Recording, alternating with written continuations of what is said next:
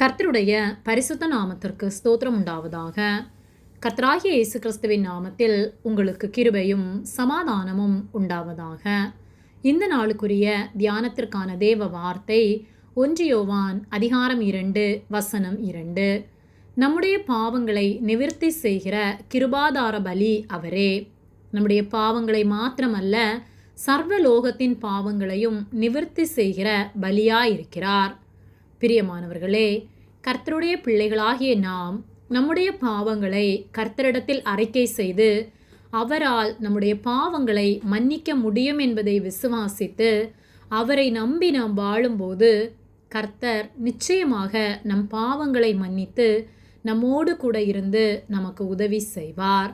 1 யோவான் 2:2 நம்முடைய பாவங்களை நிவிர்த்தி செய்கிற கிருபாதார பலி அவரே. நம்முடைய பாவங்களை மாத்திரமல்ல, சர்வலோகத்தின் பாவங்களையும் நிவர்த்தி செய்கிற பலியாயிருக்கிறார் என்று சொல்லப்பட்டுள்ளது.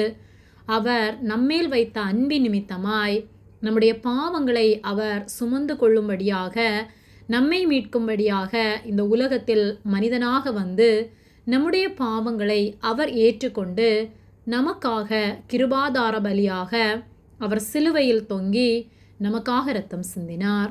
நம்முடைய பாவங்களை கழுவும்படியாக மட்டுமல்ல, சர்வலோகத்தில் உள்ள அனைத்து மக்களுடைய பாவங்களையும் கழுவும்படியாக அவர் நம் அனைவருக்காகவும் பலியானார். ஆனால் இந்த நற்செய்தியை அறியாதவர்களாய் பாவம் செய்து அந்த பாவத்திலிருந்து வெளிவர முடியாதபடிக்கு அநேக இடங்களுக்கு சென்று அவர்கள் நீராடினாலோ அல்லது விலங்குகளையோ பறவைகளையோ பலியிடுவதின் மூலமாக தங்கள் பாவம் நிவர்த்தி செய்யப்படும் என்ற மூட நம்பிக்கையில் அநேகர் விலங்குகளை பலியிடுகிறார்கள், பறவைகளை பலியிடுகிறார்கள், புனித ஸ்தலங்களுக்கு சென்று நீராடுகிறார்கள். கர்த்தராகிய இயேசு கிறிஸ்துவை அல்லாமல் நம்முடைய பாவங்களை மன்னிக்க வேறொருவருக்கும் அதிகாரம் இல்லை. அவரே நம்முடைய பாவங்களுக்காக இரத்தம் சிந்தினார், நமக்காக தம்மை தாமே பலியாக ஒப்பு கொடுத்தார். ஆகவே நாம் எப்படிப்பட்ட பாவம் செய்திருந்தாலும் உண்மையாக மனம் வருந்தி அவரால் அதை மன்னிக்க கூடும் என்பதை விசுவாசித்து நம்முடைய பாவங்களை உணர்ந்தவர்களாய் முழு மனதோடு நாம் அவரை விசுவாசித்து நாம் அவரிடத்தில் அதை அறிக்கை செய்யும்போது அவர் நிச்சயமாக நம்முடைய விலையேறப்பெற்ற இரத்தத்தினாலே நம்மை கழுவி நம்மை சுத்திகரித்து அவர் நம்மை ஏற்றுக்கொள்வார். ஆகவே சோர்ந்து போகாமல் கர்த்தரை நோக்கி பார்ப்போம். நம் பாவங்களை அவர் மன்னித்து அவரோடு நாம் என்றென்றும் வாழ நமக்கு உதவி செய்வார். நம்மை பரிசுத்தப்படுத்தி நம்மை காத்து கொள்வார். ஆமேன். ஜெபம்.